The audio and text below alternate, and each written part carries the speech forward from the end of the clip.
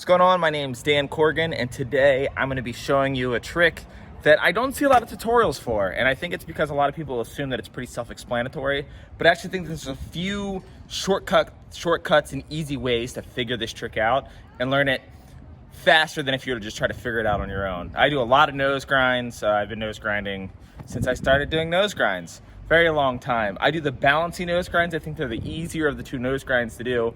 The other one is where you drag your nose. So basically, the two front nose grinds you're gonna see on ledges is when people go like this, and when people go like this. A little bit over crooky. That's a very controversial thing to say. Frontside over crooks don't exist, according to me, not according to other people, but we're not gonna get into that. That's not what this video is about.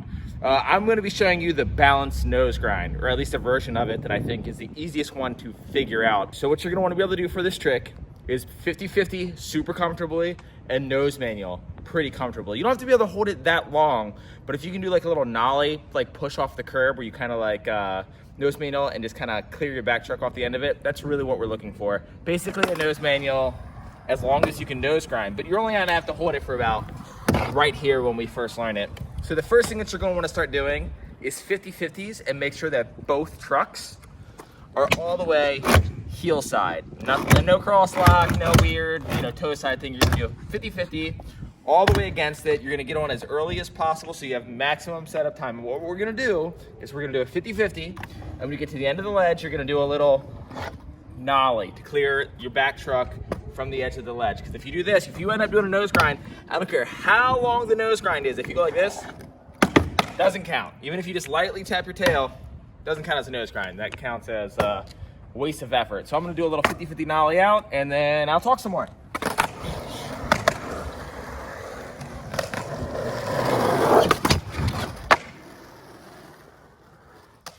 Now when I do that, my body weight is not over this way. It's not over this way. It is very much centered. I'm very much standing directly over my trucks, trying to line up almost like as if this piece of coping right here was a square flat bar. It's a very similar body weight where you're kind of keeping on top. You're leaning into your heels a little bit to keep that pinch. And when I go to do the little nollie out, I'm not snapping it. I'm literally just doing a little floater, a little nudge, if you will. If you've ever like nollie bonked over a crack, very similar feeling. So when approaching frontside nose grinds, I think a lot of people, it seems like it might be like less scary to come at more of an angle and sort of kind of like tap it, but that's what you want to do. For nose grinds, when you first learn them, you want to be darn near parallel. Like I'm not 100% parallel, but I'm about right here. This is about where I am. And when I get into the nose grind, I do not ollie barely high enough to get into the ledge. I will overcompensate my ollie ever so slightly. That way I never have to risk, when you're like right here, and you go to get into a nose grind, for a second you're like this and you gotta lift it up all weird, and it's almost like you're almost doing a wheelie to nose grind. So if you ollie a little bit higher and kind of put your front truck down, little nose dive, it's gonna be a whole lot easier to stay consistent with front nose grinds. So when you start doing this trick off the end of the ledge, what you're gonna wanna do is, if you've ever done a crook bonk, let's assume you haven't, it's a very light-footed, tweaky ollie. So basically, you're gonna ollie about right here, right when your front truck's about, I don't know, like 1.5 feet from the end. And you're just gonna ollie and then tweak your front down, and you're just gonna tap it. You're gonna try to just repeat the same motion as that 50-50 nollie out, and just float forward. And don't be scared to like jump on it the first time, because this is actually really, really safe. As you're like super weightless on this tap, you're gonna be able to jump off to either side you want. I prefer to jump off to that side. Maybe you wanna jump off to this side, but a bail of that would look something like this.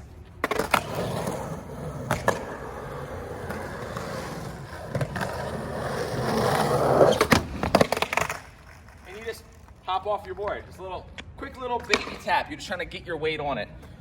It'd probably be less scary for you to try to like go slow and get into a nose grind right here, but you're gonna come to stop. It's gonna be really hard to get out of. We're gonna have to grind super far to the end. I definitely recommend figuring out the tap first. So play with that, find what side you're more comfortable jumping to, and then just sort of, when you do the nose grind bonk, you're pretty lightweight the whole time. You're never really putting all your body weight on it. It's almost like you're just kind of, I don't know, just like kind of kicking your front foot down, bringing your back foot up, and just floating with it. And what's good about that is without all your weight being on top, if you miss you're not gonna slip out, or if you undershoot, you're not gonna like fall off forward because you're weightless pretty much the entire time. So landing that trick, so I don't land on that rock, would look a little something like this.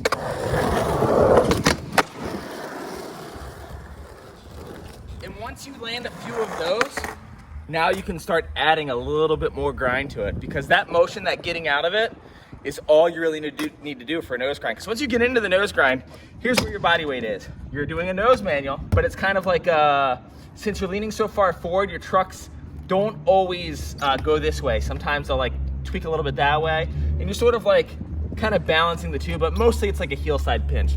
A lot of times I'll be in it like this, and then it'll start to slowly go this way when you start grinding further and further, because gravity's kind of pushing you that way.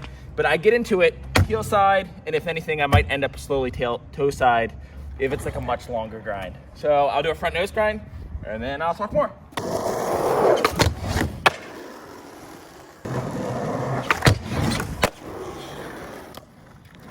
And in all honesty, kind of combining that little like tap, because this is how I learned it. I had like a box that was very similar height to this, and I was kind of like nose bonking off the corner. That gave me the confidence to try to get a little bit earlier and earlier. So you can pretty much do the nose bonk technique all the way up to about here. Any further back than this, you're gonna need to balance the nose grind for a second, so make sure you have your nose manuals down. But a good way to figure out the nose manual balance, go slow, get into one, jump up. The fall that way factor is actually way scarier. Like, you might think if you're getting into a nose grind, you're on your front truck, you're leaning forward, falling that way is fine. That's not a big deal. If you start dragging your nose, chances are you're just gonna step off.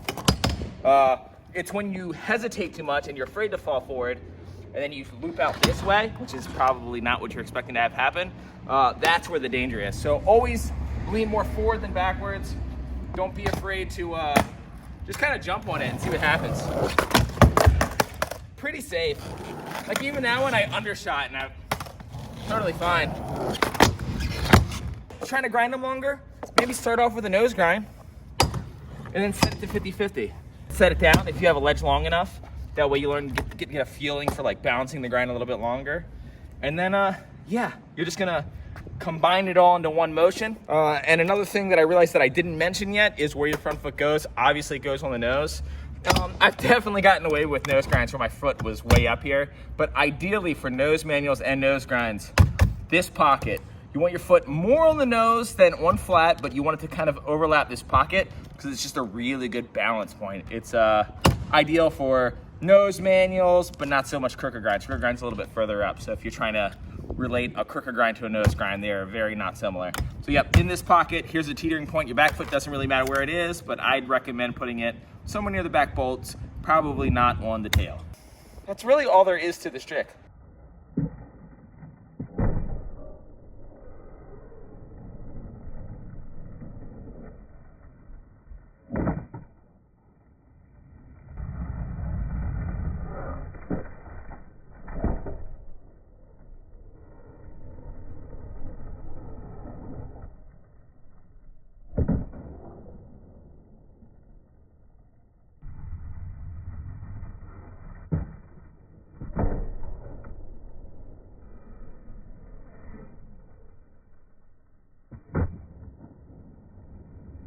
So this box that I did this tutorial on is actually a Keen ramp build, but we don't sell this specific box, but we do have ones much like it.